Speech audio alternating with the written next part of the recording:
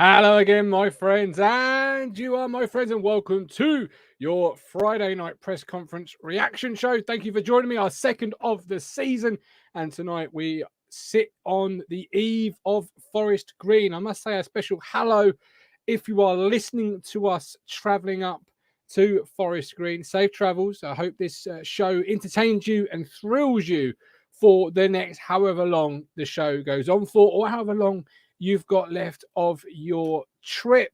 Hopefully, you'll be coming back home with 3 points. Now, for those that are new to the show, what we do, we look at the press conference. I pull out some comments. I ask the contributors what they think, what they feel has been said, to give their, of course, 100% no holds barred talking town opinion on the matter.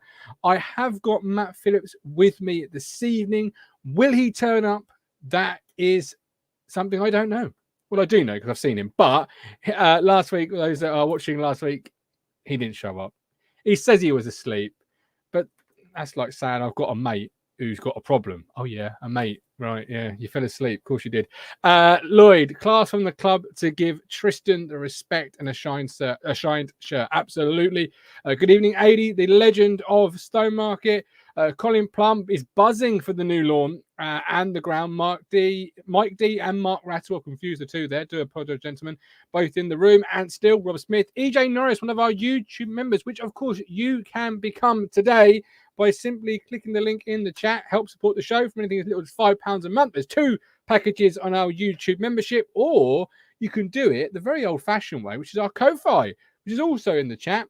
And it gives you a little bit more control with the Ko-Fi because you can set exactly how much you want to be contributing per month if that's something that you feel you want to do. If you think, oh, you know what, Mondays, Wednesdays, Fridays, Thursdays, Saturdays, Sundays, yeah, something like Tuesdays, we don't do a show. You think, you know what, that's great content, I want to support it, then please do so. Good evening, Matt Stan. I hope you're well and gov. Not only is it the start of the weekend, it's International Beer Day. Well, we are 8 minutes away from officially kicking off our Talking Town Weekender with, of course, Away Day beers. That's coming up. Matt, I can see in the corner of my eye, is pouring something into his glass as we speak. Curtis, hopefully, is on the way to the fridge to get something that's going to be liquid football. Let's get cracking into the show. Let's bring him in. He's here. He wasn't here last week. He's here for your viewing pleasure. The Media Mogul. We've just lost the teenagers. It's absolutely embarrassing. Matt Phillips. It's absolutely embarrassing. How are you, sir?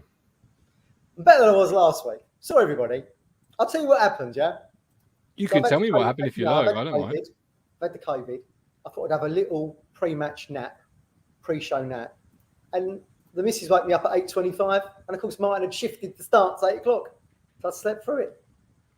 Yeah, well, I shifted the start time because obviously last week we were all gearing up to say goodbye to Ramsey Street. I watched that. Yeah, it was emotional. It was emotional. It was very emotional. It was past the by date, wasn't it? I can see why they've canned it now.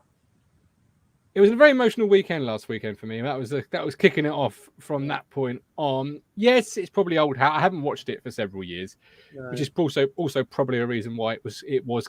Everyone was going, "Oh no, it's an outrage! Poor old neighbours." And then when you ask somebody, "Well, when's the last time you watched it?" Oh, about 20 years ago. That's probably why it's being cancelled, mate. Because everybody is like not seen it in a decade. They think Harold and Lou hasn't changed.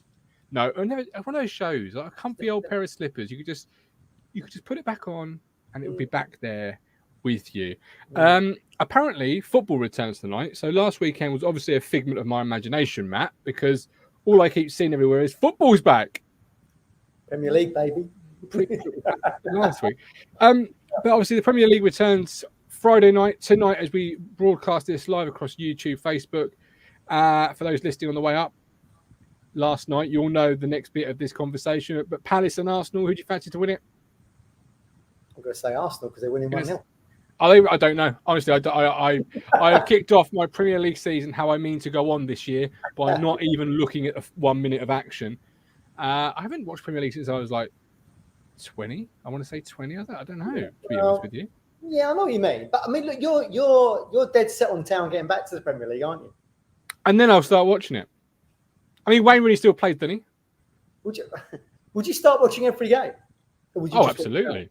Oh, yeah, You if we would? were on the verge, yeah. I mean, like, if we were Forest, although Yeah. that would be fair, I think before last year, Forest weren't really that close to the Premier League. But yeah, I'd be more interested had we got one promotion to do, not two. But I want to ask you a question. Who do you think? Well, it's not really a question. Who do you think has won the Premier League the most amount of times? United. Man United. Manchester United, correct. Obviously, it's 30 years old this year. How many times have Man United won the Premier League title? Oh, he's thinking, ladies and gentlemen. That is the Matt Phillips thinking 12? face. No. Higher or lower? It's turned into Bruce Forsyth. This. Higher than a jack. 18. Correct. So I've got my bit of paper here. 20 times since 1989. Obviously, 2 years don't count because no football existed before 30 years ago. We all know that. So 18 times I've got. Mike D coming in with 18. That's phenomenal, really, isn't it? Yeah, that's unparalleled. They were nothing until Fergie took over, were they? And he nearly got the sack in about 86, was it? Before they started actually doing things. I think they won the FA Cup, saved him his job. Glenn's with me. Look, he's watched maybe 5 Premier League games in the last 10 years. I bet Glenn hasn't got Sky, has he? Well, I have Sky. I just don't ever watch Premier League football. Well, you can watch it, I suppose. Yeah, right. We are on 15 likes at the moment. Let's set a like total. I want 100 likes from today's show, if I may, ladies and gentlemen. But I want 50 of them before 8:45 because we kicked off a new feature last night, Matt. The Talking Town Spotify playlist for away days. So before every away day, on the away day guide, we're going to put a couple of songs into the playlist on Spotify. And I thought we'd actually nominate a song on the Wednesday and the Friday shows to go in as well. So we're all going to bring a song to the party. Me, yourself, Curtis. And then if we can get 50 likes by 8:45, I'll ask the chat to also nominate a song. I'll put it into a poll towards the end of the show.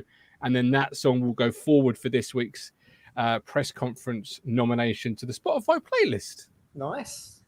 Would you like to know the 4 songs we've got in there at the moment, my friend? Go for it. Yeah, well, it's all from last night's show. I put in Don't Stop Believing by Journey. Yeah, nice. Good song. There She Goes was Amy Downs' nomination. Sixpence None the Richer is the album it's from. Get away. No, Sixpence None the Richer. AD Croucher put in Moving On Up. Obviously, Wembley 2000 vibes. I said X to have a small event once. Did you really? In the alphabetical order. Phillips, then QR, S. Okay. The Only Way Is Up was David's suggestion. And last but not least, Max Facts, Ladies and Gentlemen by Saliva. Obviously, the wrestling one. Ladies and gentlemen, please, would you bring your attention? Yeah, I think it's called Saliva. That's a terrible name for a band, isn't it? Oh, it's a rock indie band, isn't it? So let's get those 50 likes. Nigel Price, I wonder how many people will start to be buzzing after being to Forest Green. Hang on. I wonder how many people will still be buzzing after being to Forest Green, having to park the car miles away. Enders round. It's difficult to see people stood on bins. Oh, there you go. Green Grass, George Edgeworth for the visit to the new lawn. Well, 80 for that to be a nomination, my man. Yeah. We need to get 50 likes. We're currently sat at 8:38 on. Refresh the page. 34. So get liking it while we introduce our next contributor. He's back. It's his debut for 2022-23. We expect a solid 6 out of 10, 7 out of 10. No Ladapo from week 1 ratings here, my friend. Keeping it real with the artist, Curtis Yates. Curtis, how are you, my man? Fantastic. How are you? I am very well. I was sat downstairs at 8:15 watching Coronation Street, and I suddenly thought to myself, Curtis has not got an intro. It's not an issue. I've been watching the Arsenal game, so it's not a problem. All right, you can tell me. You can be my Martin Tyler. Perhaps not today, but you can be my Martin Tyler. Tell me, what can you see? What's going on in the game? It's a bit back and forth. Arsenal do look very good, though. Arsenal do look very, very good. But Palace don't look too bad. They don't seem to have enough up front, though. There's not really any attacking intent. You've got Zaha who does his usual, or at least is he still diving? He tries to do his usual tricks and flicks. Some of them, well, a lot of them aren't really coming off here. But it's quite an entertaining game for a 1-0 so far. So yeah, I thought he'd be busy this weekend, Curtis. What the Commonwealth Games, diving going on there. I'd have thought he'd be, I could give him Tom Daly a run for his money. Oh, don't get me started on Commonwealth Games. I've not watched an absolute minute of it. Oh, I haven't, but my nan, she does persist every single phone call this week telling me all about it. The netball today. I've watched a bit. Who's got time for that? They've taken basketball to just having like they do in like America, just one hoop, and you play on one half of the court. Oh, and you got like 10 minutes to get 20 points or something. So I'm just watching for the F I'm about to give. Sorry, just waiting for it to come around again. I'm not huge on it. No. Craig, question to fans around Ipswich. What's happening on September the 9th weekend? Trying to get accommodation, had to pay big markup to get it. Well, there's no point asking Phillips because he don't leave the house. And there's no point asking Kurt because Curtis lives about 400 miles away. That probably would be the North Sea, to be fair. You don't live there, but you do live a certain amount of miles away. Where do you actually live, Curtis? Don't give your road address and postcode, but where do you live? Pakistan. Wow! You live in Accrington Stanley. Well, there's a small bit between Burnley and Accrington called Baxenden.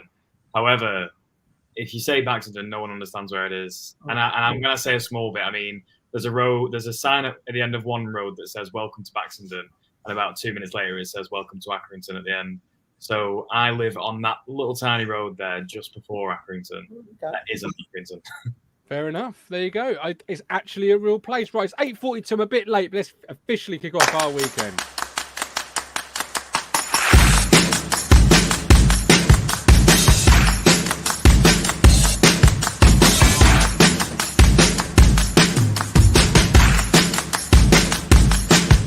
ITFC Legends Pack. Make your weekends flow from $14.99. Away Days Legends Pack. I've got tonight, my friends, liquid football. Hopefully that is what we'll be playing tomorrow at the New Lawn. A bit of liquid football, a 5.4% American IPA, inspired by World Cup 94. Obviously the Charlton boy with his hat. What was that? Jack Charlton? Jack, yeah. Boiling hot, wasn't it? Boiling hot. Yeah. The hat with short sleeve shirt on. Absolutely. Awaydaybeers.com. Combine the love of football and the love of beer. Josh is a town fan, so let's get behind him. Let's get some beers in. I've got liquid football. Matty, what are you drinking this evening to kick off the official weekend? Unfortunately, I don't have any Hoppy Robsons. I've said it wrong then. Hoppy Robsons and Bundeslager. So I've gone off brands. I'm not going to mention it, but I will say I'm drinking out of official MLB, Major League Baseball. Nice. Nice. I would be drinking this, but I'm not going to open it because I've had 2 deliveries from Josh not come. Not because of Josh, not because of Away Beers, but because of the delivery service and the name of the delivery service, but the delivery service not wanting to do its bloody job. So I'm not opening this until I've got some more beer in my fridge because I don't want to be running out, Curtis, up tomorrow when we're getting pints and points. No, that's completely fair. Unfortunately, I've been banned from alcohol at the moment. Not for a good reason. So at the start of the week, for my own benefit, I started training with a PT. So for my own benefit, to stay away from it, I am now drinking a lovely couple bottles of 2-litre water a day. Wow. And you, man. So far since the start of the week, I've lost I think 2 kilograms. So wow. doing well. Good for you, man. Good for you. Yeah. Hopefully PT can get you on the path to good things. Have you known PT long? Well, unfortunately his name's Ben. But I tell you what, it'd be easy to remember his name because I've still not saved his name in my contacts. So just call him PT. Nice and easy. Accrington fan? No. I think from what I gather, I think he's a Blackburn fan. Is it? I think he's a Blackburn fan. Wow, they flew up today flew down to Cardiff today. I thought that was a little bit much, personally. You're only 3 hours away. Let's be honest. But anyway, I mean, where do you think we drove up to Forest Green, Matt? Or do you think we went somewhere and got a plane across the Forest Green? Down, across, up, same thing, whatever. Yeah. Nailsworth. I've been to Nailsworth. We had an event there once. Did you? Yeah, I got the train out of Paddington to change at Swindon, and then got some little slow one out to Nailsworth, and then someone picked me up from there. Yeah, leafy. It's the Cotswolds, isn't it? I think.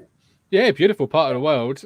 Just the size of Needham Market for those that went to the friendly against Needham. It's not much bigger, 5,000 capacity.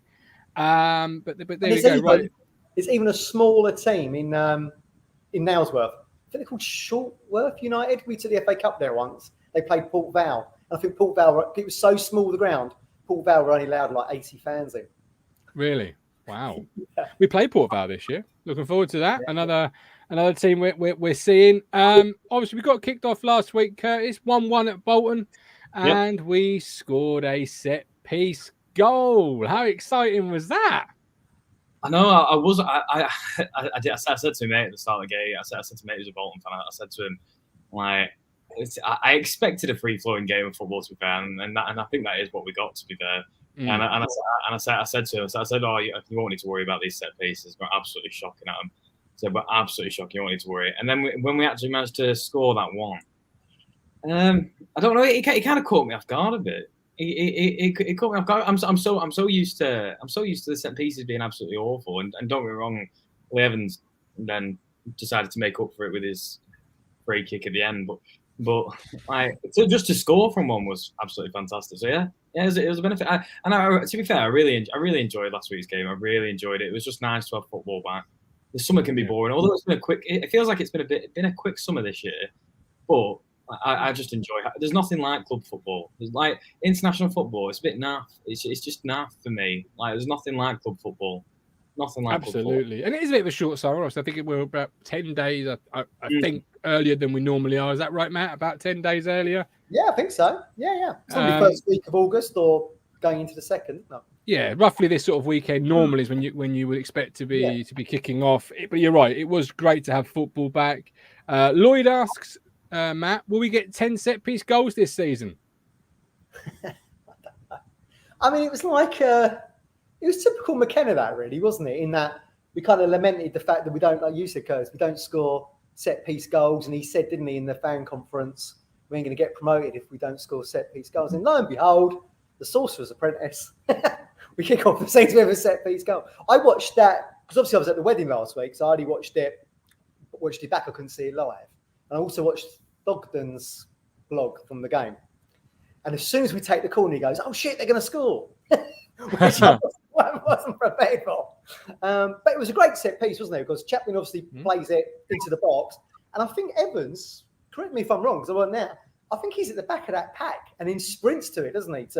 It's a design set piece. The pack runs in, Evans spins out and is left as it was on his own. It's really good to see us actually developing something from a training ground and putting it into practice on a Saturday. I remember saying all through the McCarthy reign, you haven't got all the money in the world.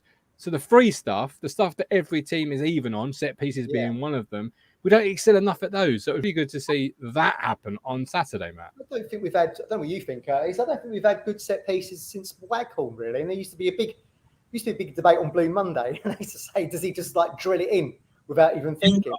They were good. I used to enjoy watching Waghorn on set pieces. I used to feel like there was a sense of something was about to happen with Waghorn over the set pieces. But I don't know.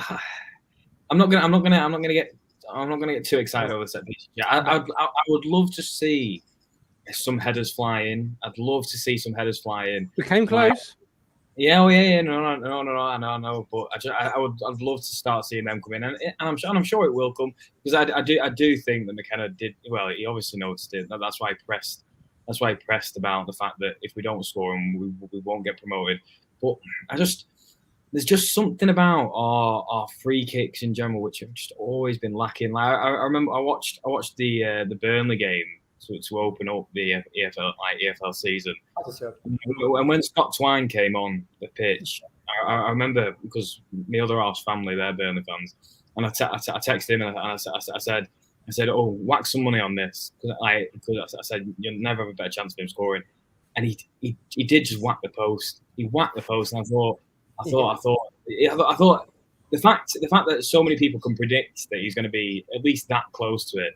It would just be nice to have someone who you think is a bit dangerous. I think we have been lacking that a little bit, because still over set pieces, like especially direct set pieces like your free kicks.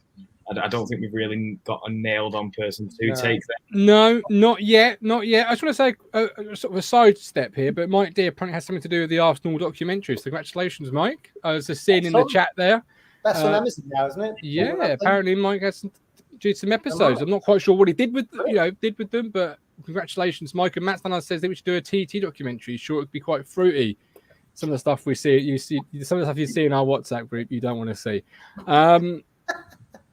Normally just us moaning at each other. I agree with Curtis there about headers and that. Basically, because it's weird now, football goes in cycles. You used to think like back in the McCarthy era, you had a corner, James would be there. Bearer the Brave, I used to call him, he'd been there. Tommy Smith would be in there. You'd think we always had a goal for it. And now, last 2, 3, or whatever seasons, nothing. Well, I did mention the set pieces because McKenna did mention them himself. He said it's something that we've worked on a lot. Obviously, there are a lot of different types of deliveries, different types of routines, and it's important to strategize for each game in the set piece department. Bear in mind, this club a year ago didn't have a recruitment department. It's now got a set piece department, as well as in the open play department.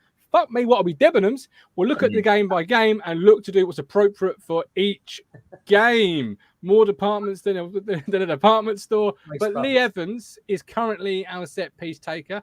He got on the end of it. He's a Marmite sort of player, Kurt.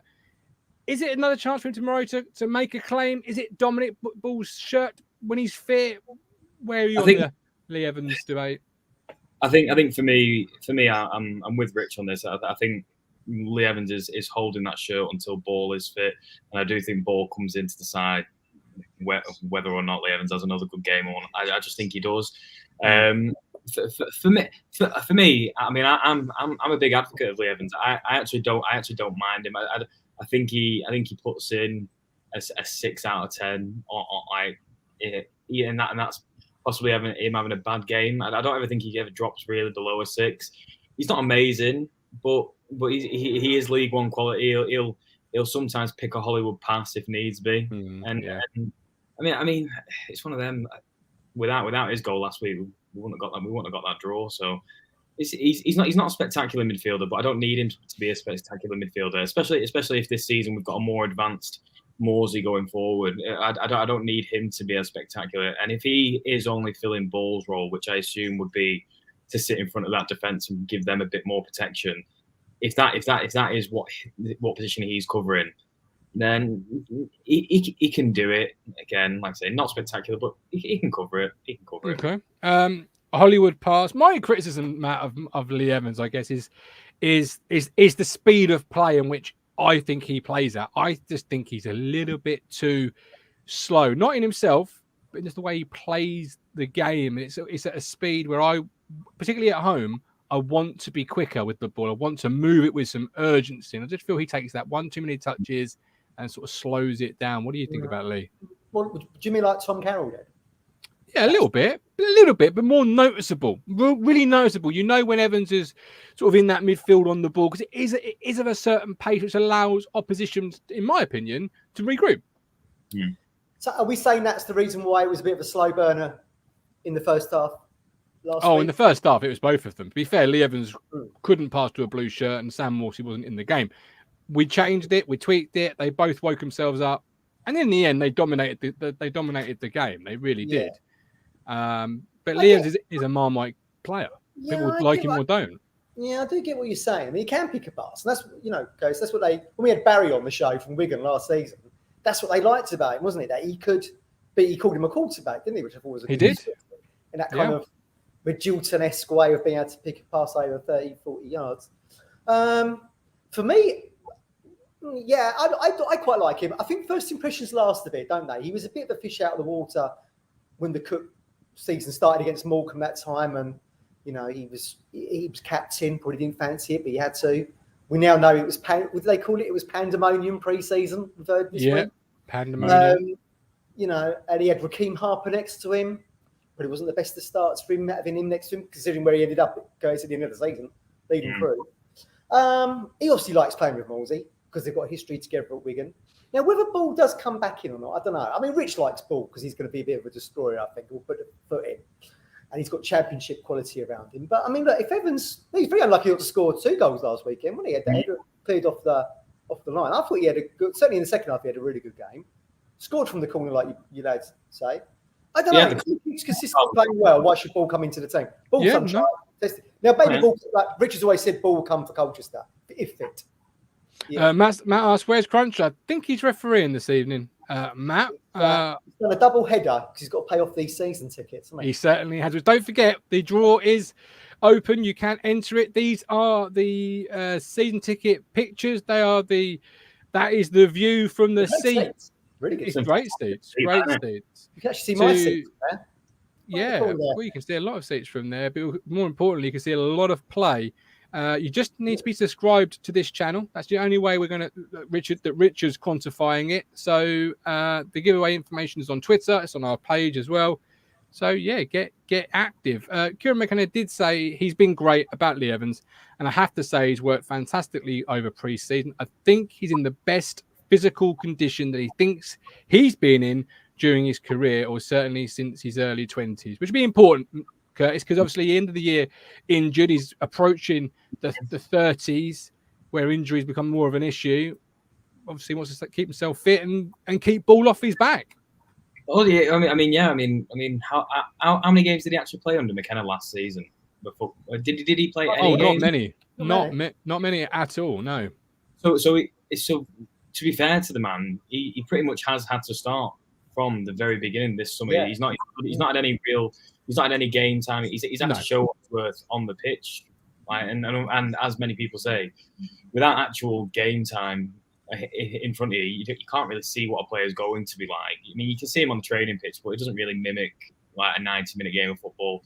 So it's almost like a new player for McKenna to use and to see whether he does fit into his system.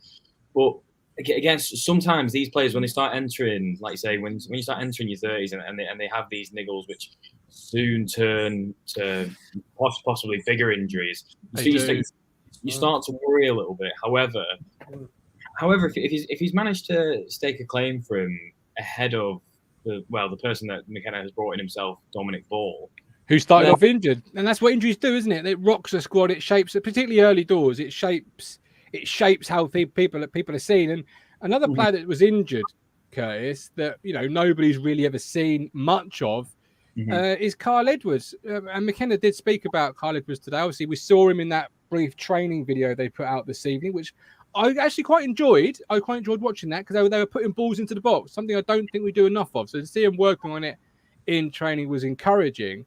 But he said this about Edwards. Carl obviously picked up an injury fairly early into my tenure.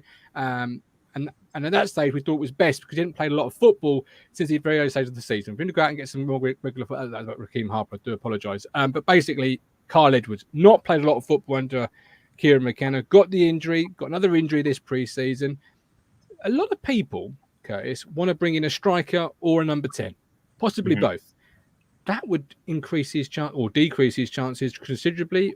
Are you actually okay with not bringing in number 10? Do you think Carl Edwards has got a role to play this year without having to bring not a Selena, but a Selena type in?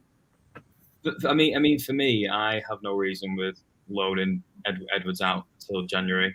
I have no issue with that. I think if anything, for a player his age, if he's not going to get consistent starts 90 minutes, I think it might even be best for him to go to possibly a League Two club and get those consistent 90 minutes. Because unfortunately, his time with us, there's not really been. We can all see that spark he's got, but there's not really been much to shout about. We've seen that little spark, but it'd be nice to see that spark consistently, and it would be amazing to see him go away, do well, and then come back, and then hopefully we at that point will be in a position where we can bring him back into the fold, fit and fire in, and use this player who's actually had such a good half a season. For me, I just don't think he's going to get. I don't think he's going to get the game time at our club this season. Especially if we are going to bring in another attacking player. Again, like you say, it does decrease his chances. But I was watching a show previously. I can't remember who said it. I think it might have been Lewis who mentioned Edwards. And when McKenna first came in, he did say that he saw Edwards as more of a right wing back. Now, obviously, the more time you spend with these players, you gain more knowledge of it, and you can see what they can probably do. I don't know whether that's still in McKenna's thoughts, and if that is the case, then probably an all right backup to Burns in that role.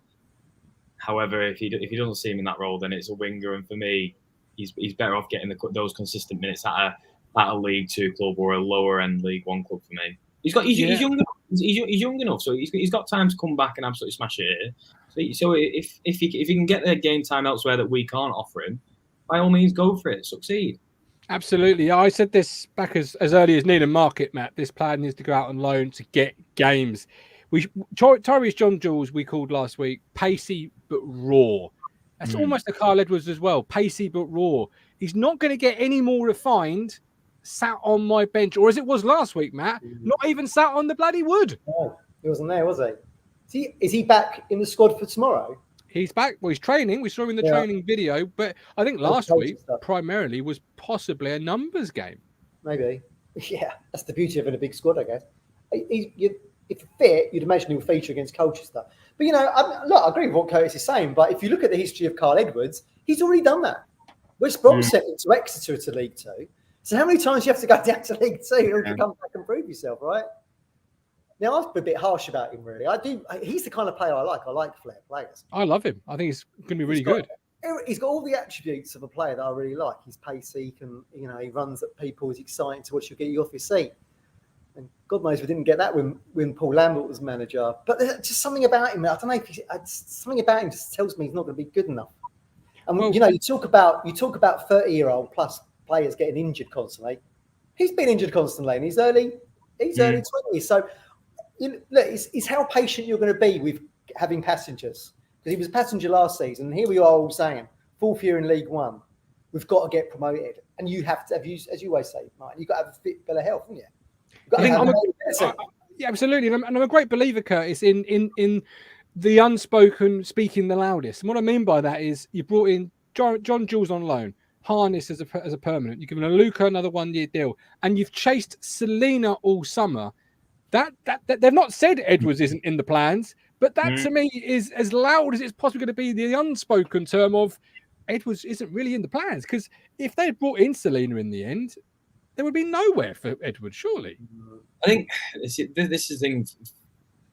As I said, that quality that Edwards possesses, we can all see it. And then you watch these training ground videos, and you can see the personality he exudes around his teammates. However, your personality is not going to get you on the pitch. And for me, like Matt said there, I know he's had loans in the lower leagues prior to whilst he was at West Brom.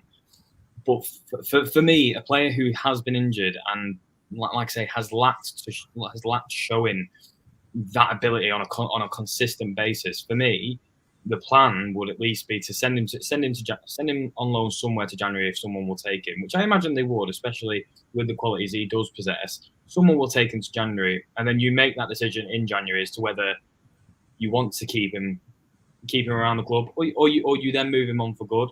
The good thing is, as a club now, we are in a position with players so that we can kind of have that luxury of choosing whether we don't have to have passengers anymore. And I don't think the club would ever really, if you ignore the Tyrese Simpson situation, I don't think the club would ever really stand in anyone's way if they're not needed. If they're not needed and they don't see a place for them in the squad, I don't think they would stand in the way for their sake of their career. So I think for me, you at least give him the next 6 months, whatever it is, to go somewhere, or if your plan is to keep him in and around the side, cup games, see if he trailblazes in the cup games. If that's your plan, then by all means do it. If it works out, then obviously we'll all be absolutely happy as Larry. For me, a player like Edwards, he's one of those players that I feel like if we get rid of him permanently too soon, he's one of those. He'll go somewhere else. And he'll just one of those players who absolutely tears it up elsewhere. You won't expect it. You won't expect it. He'll tear it up elsewhere, and then you'll be thinking, "Oh, for fuck's sake!" He's one of those that for some reason didn't produce here, but yeah, he's produced elsewhere. And that's why for me, you give him the extra 6 months needed. And if it doesn't work out, then by all means, move him on, and he can enjoy the rest of his career. Perfect. I'll get some comments. Lewis Robertson. If Edwards is viewed as a potential wing back, then we can move KVY on. I don't think we'd have signed both TJJ and Harness if Edwards was seen in the attacking roles. Craig at Portsmouth. There can't be many quicker players in League One than Edwards. That scares defenders. Jason, the team knows the front 3 or 4 are going to be rotated. It's all about winning games, and I think the squad have bought into this, hence the strength in depth. Absolutely. The strength and depth, and there's still people on the outside of that sort of looking in. And we'll come to another one of those in just the memento. Jason, again, the game against Cheltenham, which I think sticks in everybody's mind as his best game in the town shirt last year in the first half. He was the best player on the pitch. Carl Brooks, I don't like the idea of loaning players out before January. We have the Pizza and Carabao Cup. Play those fringe players in them games. If don't impress in them, then loan them out in January. How long are we in those cups for? That's the question. Giving them. But then you've got younger players behind them, like Humphreys and players such as that. There's one more I can't think of the name right now. I want to say Hughes, but I'm not quite sure that is the name. But Tawanda Chirera, another player. Yeah, absolutely. Gillingham last year played a lot of under 18s, I think, or certainly 1 year. I wouldn't be against us doing the same. Mike D, sorry, he doesn't play in the Premier and be a bad player. He only started 7 games, so I think he needs to get fit. David, €20. Thank you very much, David. We appreciate it. Thank you ever so much, brother. That was Carl Edwards. How about a little bit of Raheem the Dream? Because he was mentioned in this week's press conference as well, which got my ears perked up a little bit more Raheem the Dream content. Can't say no to that. Player of the year, don't you know? Now, his fee, believed to be £500,000. That's not sure. That's not chump change, Matthew.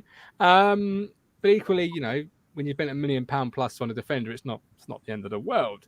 McKenna said it's been an important pre-season for them. That was about Edwards and Harper. They've both made positive steps, and Raheem has made an impression across the pre-season games and in training, is fitter and has a better understanding of the game and how we play, and showing an increased maturity in his game from when I first saw him in January. It's £500,000. So my question to you is, last week he was the cover for midfield. Are you happy with him being 4th choice, 3rd when there's an injury to Evans, Ball or Morsey?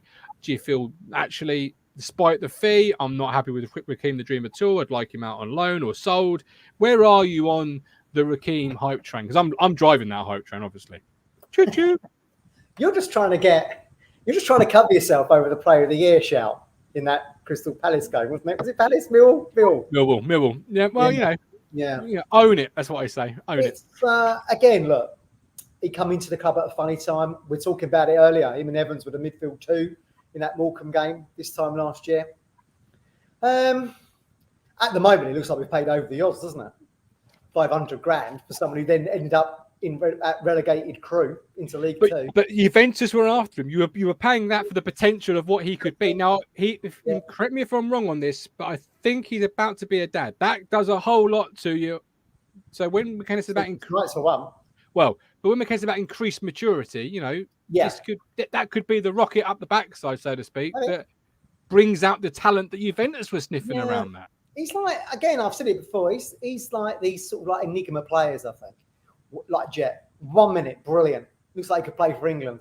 Next minute, he looks like he should be playing in the conference. I don't know. You just don't. What I don't like about him is his unpredictable factor. You just don't know what you're going to get. If he came off the bench last week, would he have impacted the game and put an assist in and we've won the game? Would he have made an error and we'd have lost it? You just don't know what you're going to get with him. At least with Morsey and Evans, there's an understanding there. There's a bit more experience in now. But listen, if Kieran McKenna, who's with him every day on the training pitch, is seeing these improvements, and that's great for us, isn't it? I hope he reaches that potential because, like you say, $500,000 back in back then was big money for Ipswich to be spending on someone who's just going off on loan to League 2, what is now League 2.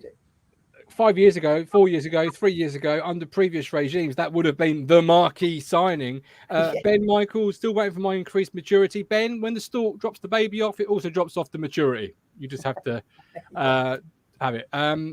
Curtis, Raheem Harper. This time last year in the team, then there's the whole where's his position? He said one thing or thought another. Management thought a different thing. I think at one point he was playing a holding role, then a number 10 role, and then I suppose now McKenna must see him more in that box to box role. But is that are you happy with him being the fourth, third choice? Are you worried there? Because Jason in the chat is worried that he's not good enough. I think again, as you mentioned there, that there's a few factors in this. So there's the shout that he is soon to become a father, which we say is possibly going to play on the mind a bit. So you're probably stressing a bit. I don't know the man. I don't know whether he is stressed. He might be absolutely buzzing for it, as anyone would be. But this is the issue with younger players. This is the issue. So as a younger player, do you want to settle to be fourth choice, third choice? Is that what you want realistically? And then if you fourth or third choice, you're relying on 2-3 injuries to really get your place in the team, and realistically, to get 2 or 3 injuries all at once would be absolutely hell for us. And then I don't know. For me, he's one of those players that I don't think we've ever really found out what his position is. Like you say, I'm all for it. I would love to see him succeed, especially with the potential that he came with. I'd love to see it come to fruition, but I don't want to see a young player's career stagnate, because, as you mentioned, he's not going to prosper on a bench. He's not going to excel his abilities on a bench. However, what I will say is, under previous regimes, I wouldn't have trusted those to get or almost to drag that ability out of someone like I do with McKenna. McKenna he's been around young age groups. He's been around young age groups within football clubs, working with them, coaching them. We've seen improvements in players that we got under his management. Yeah. So I have no reason not to trust McKenna that he can't drag that potential back out and bring us the Raheem Harper that we all wanted to see. I just don't want to see Raheem Harper and your likes of Kyle Edwards wasted on the bench, or even worse, not making a match day 18, because to me, it doesn't benefit them. And it certainly doesn't benefit us, especially when you say, when we lay out 500k for a player, based realistically on the potential that he would offer, him sitting in the reserves or him getting splinters, well, he's not going to get splinters on his arse cheeks anymore. He's got a nice cushion seat on that bench. But he's better off in someone else's 11 than he is on ours. But if there's anyone I trust to get that ability out of him, then I trust McKenna. I have no issue. McKenna said some really great words there about him. Maturity really sticks out to my mind, Matt, because I think listening back to Chris, our West Brom fan, who told us all about Raheem the Dream, a little bit of maturity. He's going to do this player well, the discipline that he needs to bring out the talent that he undoubtedly has got within him. But more importantly, as I said earlier, the unspoken speaking the loudest. The lack of whispers, rumours, smoke about another midfield player coming in tells me McKenna kind of likes him enough to be comfortable that if Lee Evans wakes up tomorrow morning with stomach cramps, Raheem's going in and McKenna has no fear, no phobia, no worries that he's going to do a decent, mature job for this team. Yeah, I hope so. I mean, he would certainly have come on leaps and bounds, wouldn't he, in how we'd view it. Again, he's like Edwards, though, for us. We've not really seen too much of him. I do remember thinking in that Morecambe game at the start of last season, he actually had a very good first half, didn't he?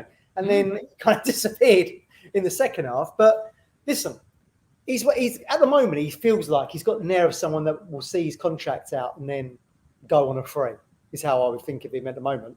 And you don't really want that to happen, do you? Because, like you say, you've paid 500 grand for somebody. You want to get a return on that. If you did go, you ain't going to get anywhere near that, are you? It would be a nominal fee, wouldn't it? Probably 10 grand or something. So, but if McKenna is seeing these improvements in him, then fantastic, because that just then means you've got a trusted strength in depth in midfield, in those midfield two. Yeah, absolutely. I'm looking forward to seeing what he can do on the McKenna. I think playing against coaches still, as Alex said earlier. Yeah, I'm not a fan that subscribes to the mythology that you see any decent performances from cup games, because normally they're teams that are just cobbled together out of U11. There are the fringe players. go and play together. But we'll discuss that on Monday. Sorry, yeah, I think you do a mix, don't you? I never do though, do you? Never do though, do you? No, I don't agree with the fact you make 11 changes. I mean, if you win, part of me thinks, guys, if we win tomorrow at Forest Gree, pay half that side on Tuesday, just so you've got the momentum, the confidence is coming out. But yeah, I think that's important to do that. Competition is, does it? As long as you're winning games. That's it, Jason. Clayton, lack of players coming in probably means they are from the Premiership abroad. Good news, whichever.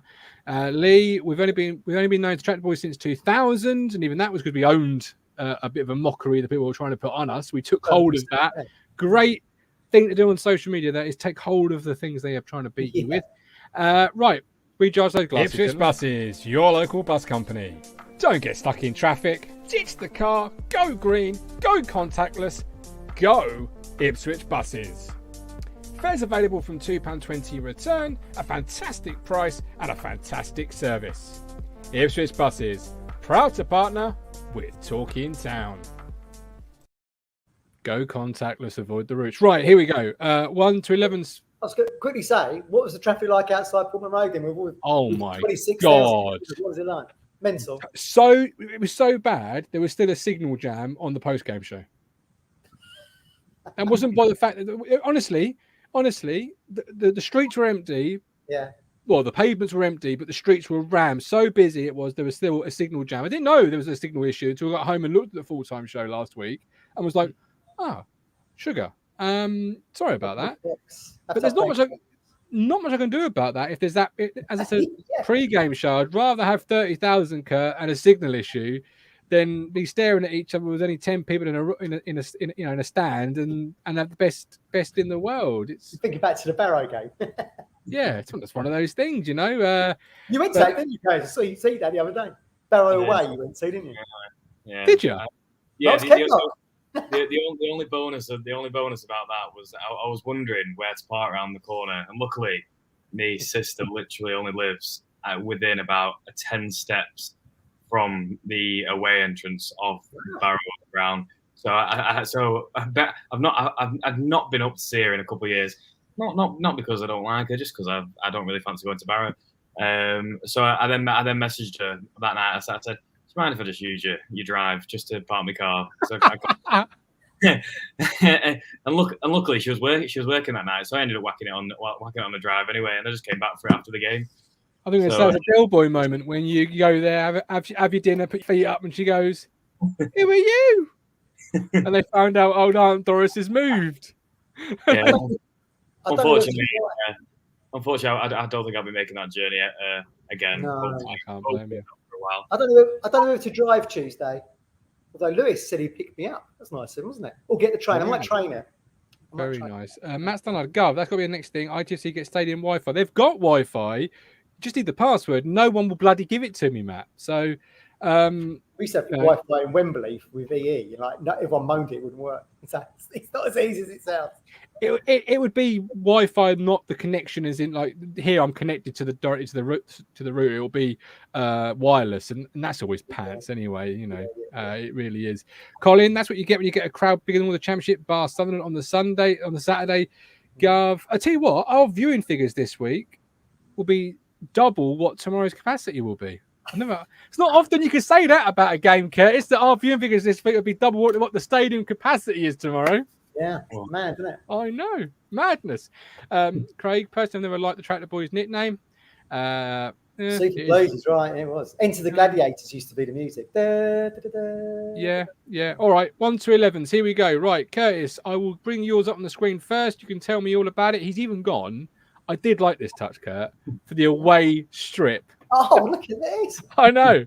Kurt is coming through with the goods. Right, you've gone for will you tell me what you've gone for and why you've gone for it? So, I mean, to be fair, it's largely the same team, bar Greg Lee on the left there. But I have gone for two. up front. You have the fisherman. Just for me. I'm going to sound like I'm jumping back on my comments regarding younger players sitting on the bench, but I have got reasons for this. So I would put Greg Lee on purely down to the fact he had a very good pre-season. Now, Leif Davis will be, I hope he will be a wonderful player for us. And I know we've spent big money on him. However, I do believe that you can slowly drip feed him into these following few games and build him up to get those consistent starts in. Because I think last week it was a bit of a baptism of fire for me, and he kind of came straight back from that tour, and then he kind of got thrown straight into what is a big game in League One, and he didn't have the best game, unfortunately for him. However, we have got someone who has played left back throughout pre-season, who has had a good pre-season in him. But I'm not saying play him for the 90 minutes, but you can drip feed Leif Davies in over the next few games, build him up to get that start, rather than throwing him in again, hoping for a better game. Build him up, get him 10, 20, 30, 40 minutes, get him ready for that start. And then once you get to that stage, you've got a player then who's ready to do those consistent 90 minutes in League One. It's not an easy league. It's not an easy league for a younger player. So to have that last week, it was probably a bit of a reality check for him. Fortunately, it was. And plus, he'd have been jet lagged and things like that. But give him a couple of weeks to get to know his teammates. Give him a couple of weeks to settle down in the area, because a few days, like even a week, he's still going to be getting to know where the toilets are in Portman Road. Like, well, he won't need those tomorrow, will he, Kurt? You know, no, he's just let him build up his time in that squad. He doesn't need to be thrown in. Sometimes I think throwing him in when you pay so much, it does him a bit more harm, because there's that added pressure on it. Whereas if you just build him up and then week on week you can see that improvement from him. But let Greg Lee take the role for a bit. Let that pressure be took off him. Bearing in mind we've paid so much money. Let that pressure be took off him. Let the hype about him die down a little bit. And just when he does play, let him play with no pressure. Let him play with no pressure. I didn't get a chance this week. What I'm going to do from next week is put up the two teams side by side so we can see the comparison, see the differences, and see where the two contributors are different. One of the major ones this week, obviously, is the left back, because you've just beautifully summed up why you're putting Greg Lee in there. Not too sensible of but the Mogul is going with Leif Davis. Mogul, you going with Leif Davis? I'm going to put to you. Curtis said, let the pressure die down for nearly £2 million. I've got Greg Lee in too. Have you? Yeah. Oh, I agree. No, I've got Leif Davis on my screen here.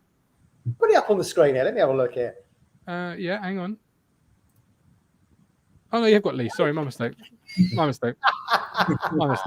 I agree with Curtis. Great pre-season.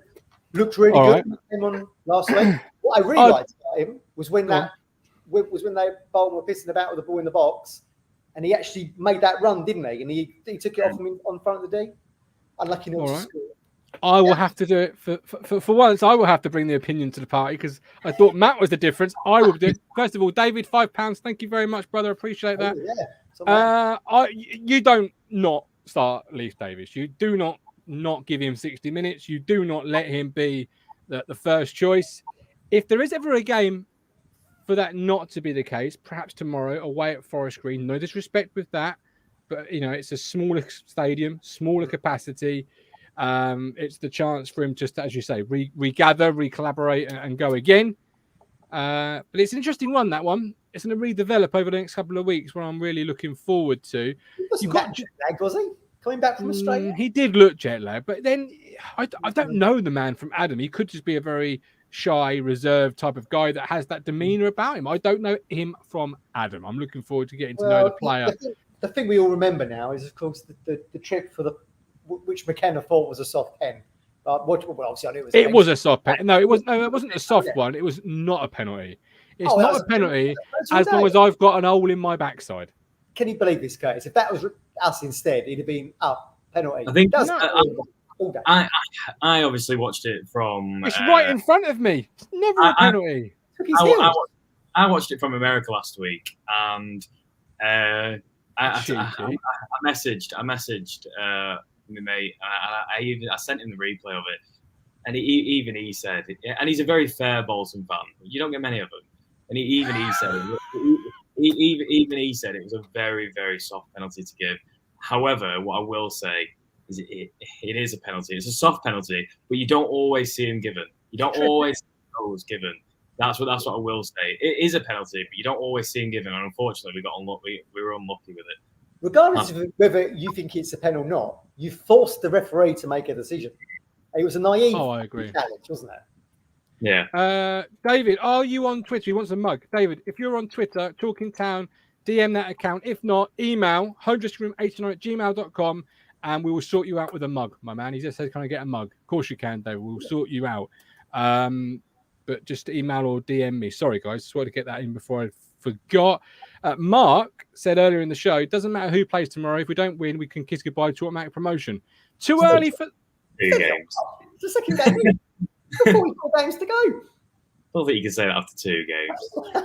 It would be disappointing. It would be disappointing. It is what I would say. It is the first banana skin game that we've got. It certainly, and these are the games, e.g., like your Cheltenham, that we all expected to roll them over. We were all expecting the 3 points, and we will see whether this season these games are going to continue to be these banana skins. As an Ipswich fan, of course, it worries me. These teams, we are all expecting 3 points. It's what we all want. But how many times over however many seasons, under however many managers, have we gone to these teams and played like the second best team on that pitch? However, I have more hope this season. But then I have hope every season. I have hope every season that we come to these teams and absolutely trash them. 4 points we took last year. That's got to change starting tomorrow. You had John Jules in your team. Matt, you have got Man Myth Legend. Oh, no, it's your fancy team. Man Myth Legend, Sonny Aluko in your team. That's the difference there between the two of you. Why have you gone for Man Myth Legend? Again, what Curtis said about Gregley, really good pre-season, I think. And he'll fit into that. Look, tomorrow at Forest Green, like me and Rich have been chatting about this on the phone, it's going to be like a cup game to them. It's going to be the biggest game they've ever had at that stadium. Absolutely. The first ever League One game there. They won last week at Fleetwood, so they're on a little bit of a crest. It's going to be really difficult for Ipswich. And there's added pressure on us now because obviously we didn't get the 3 points last week. So now everyone's thinking, well, we've got to take 3, because if we take 2 points from 2 games, everyone goes, oh, that's a bit of a shit start. So there's a little bit more added pressure there. I actually personally think it'll be a draw tomorrow. I think it's going to be difficult. And I don't be thinking, anyone watching this thinking we're going to go down there and win 3 or 4. We might do, but I think it's going to be a really difficult, tough game. It'll be like a cup game down there. That's my thinking on it. But I bring Aluko in for that experienced head. You know, this is someone with Premier League experience, and I know Colin's a big fan. He did have a good pre-season. He did. Give him. I mean, look, if he doesn't start tomorrow, then we've got the 5 subs, haven't we? So I'm sure we'll see him off the bench at some point. Yeah, absolutely. Yeah, I'm thinking back to that point you just made there about it being a draw, and I'm shuddering a little bit, Curtis, because that would make last week's result. Well, it would take the shine off it. Last week's a good point at home if you go and do the things you need to do. And one of the major Achilles heels of our whole season last year was 4 points from 22. And I can hear Cruncher in my head screaming, that's not good enough. That is the change point for tomorrow. And I think he's right. No. And I fully agree. I think if you're getting a point last week, the whole point is, the whole thing with that is that it's supposed to be a Kickstarter to hopefully more and more points being put on the board now. And I think 2 games, 2 points, it doesn't scream that you're going to charge to the head of the league. No, however, nothing is decided in these 2 starting games. But what I will say is, it is these games that your automatic teams, your playoff teams, it's these games where you get your points and you almost, like you say, not beat them 3-4-0, but you can stamp your authority on these games and show that you are a team that's going to be up there. But it's for me, a draw is, I think that's just ingrained into Ipswich Town fans. When you look at these games, you'd love to look at them with optimism and expect an absolute trashing. But they do, like, we've seen it just too many times to know that we'll probably, like, you don't want to get to about the 45th minute and it's still a 0-0 game, and you start thinking about the second half. And, well, last week we grew into the game. We actually grew into the game.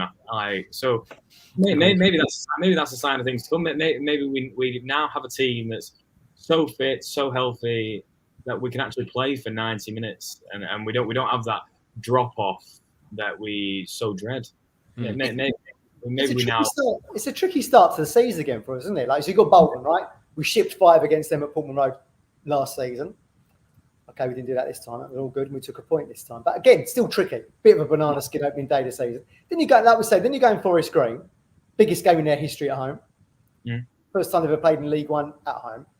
Then we follow that up with bloody Burton, where we never seemed to play that well and got beat done there. What was it, 2-1 last season? So again, it's tricky, but you can't. I don't think you can judge this. You can't judge it on just 3 games, can you? Because that's what we're saying here. No, It could be across 46 games. We might go undefeated between January to the end of the season. You just don't know, do you? Look at Forest, bottom of the table with Chris Hughton, promoted to the playoffs with Steve Cooper.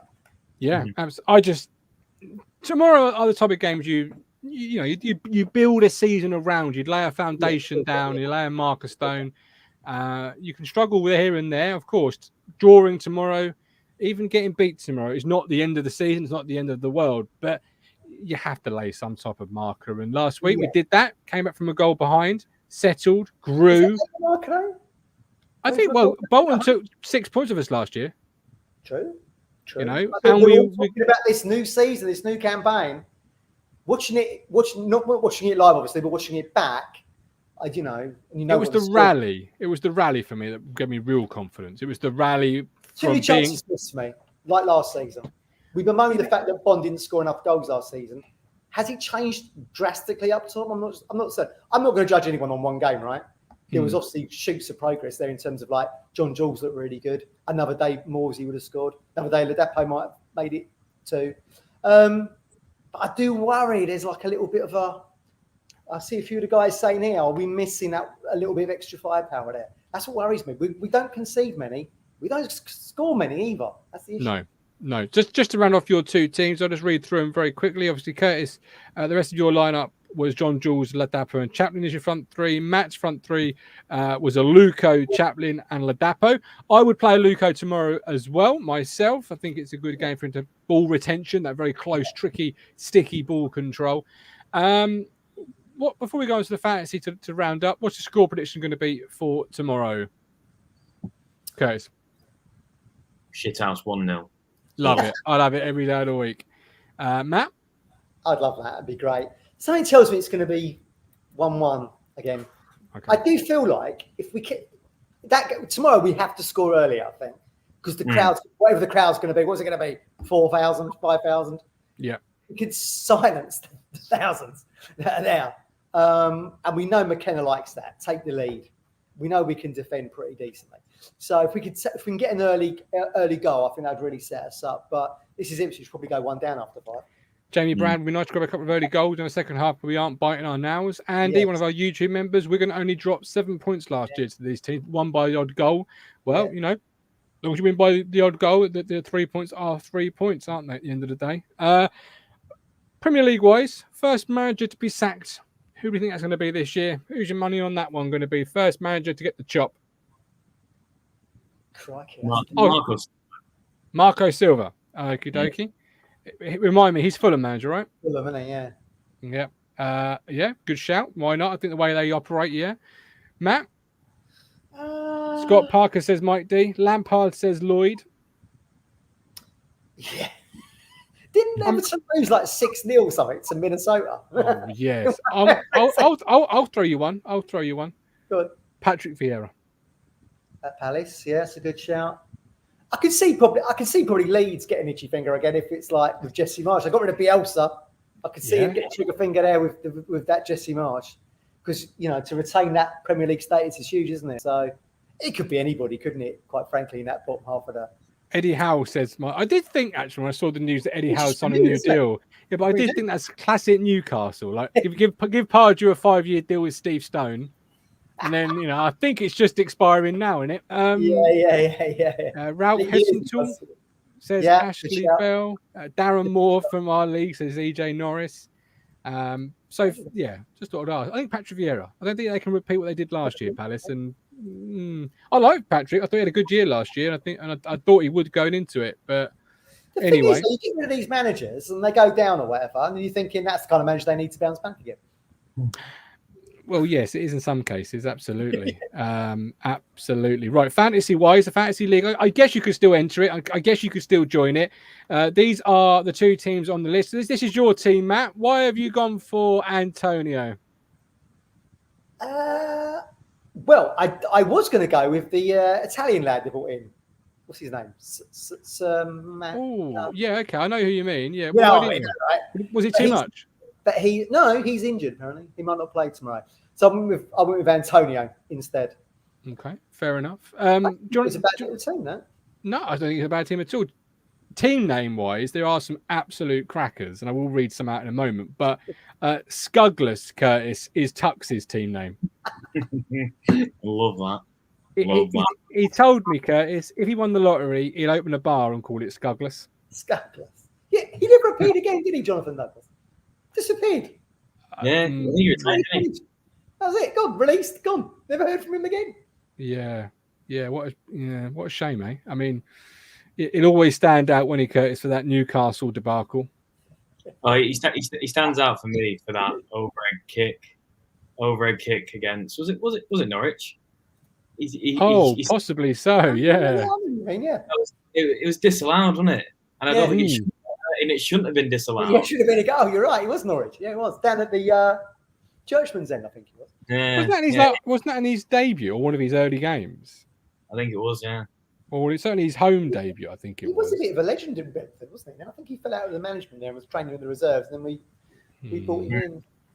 For me, it's the first sign of sports science taking over the game. The data was probably telling them something, and we picked up the tab.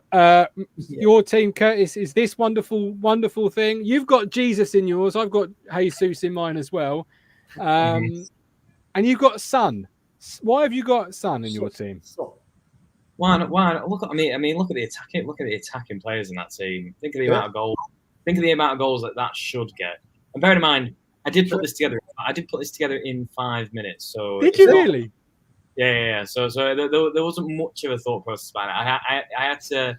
It's like those pictures you see where all the mathematics is floating above the head. I had to kind of put two and two together and see what I could fit in with the finances on offer. But I think the attacking options there, I think they should carry me through. To be fair, so even if I don't keep up with it, when I stop it next week, that should carry me through to the end of the season. Yeah, you're the same as me. I'll be leaving it next week. Here's some team names, right? You've got Cruise Control, which I thought was quite Cruise Control. That is from Sam Berman. Burns, Baby Burns from Phil Marshall. Like it. Yeah. Got No Colo is one from Matthew Cox. Ninja Skirtles from Lewis Snow. Like that. I like that very much. That's quite a clever one, isn't it? FC 20 something from Nathan Paris. Not a bad one. It's not a bad one. There's obviously the usual, McKenna at the wheel. I've just called mine the Govs 11. I mean, I'm not very original at all. Sorry? Don't need a fancy name. No, exactly. It's just going to win. I mean, pitch, isn't it? It's just going to win. Murder on Zidane's floor.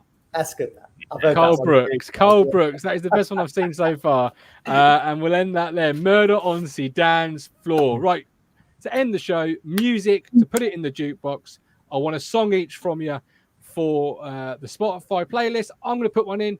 Cookie Jar by Gym Class Heroes. That is an absolute tune. When you're driving along, it hits the radio. You know the words. Proper I don't know that song. What song road song. Oh, you don't know Cookie? Well, of course you don't know because you're not cool like me. But it's a good song. Curtis, what are you putting in? I'm going to go for Town Called Malice. Town Called Malice. Like it. Yes. That was a song to a football game when we were growing up. Yeah, was it was either FIFA or LMA. I can't remember which one it was, but it was definitely one. I think it was LMA, it might be FIFA, Town Called Malice. Ooh, baby. Yep. Matt, yours? Can I put my own music in? You can if you like. Look, I'm wearing Happy Monday shirt tonight. Rest in peace, Paul Ryder. So I'm going to go with Kinky Afro. Kinky Afro. Right, those are added. You can find the playlist on Spotify. It's called Talking Town Away Day playlist. Brilliant. There are two more. But we're done for tonight. He is the Mogul. He is back on Sunday 1:30. He is the artist, Curtis Yates. He is back hopefully soon. He's a busy man, you know, doodling on people's arms and whatnot. Good stuff, Gert. Good man. We're back tomorrow, 1:50 for the Talking Town pre-game show. Until then, with love, with care, hopefully I will see you just before we take 3 points off a newly promoted side. As rare as that. You make me smile when I think of you. If I am down or when I am blue, I can't get enough.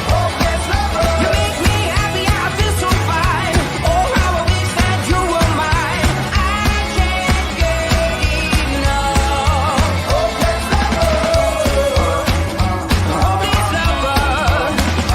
I woke up all soaked in sweat, weird chills running down my neck. I thought went crazy from just the thought of you.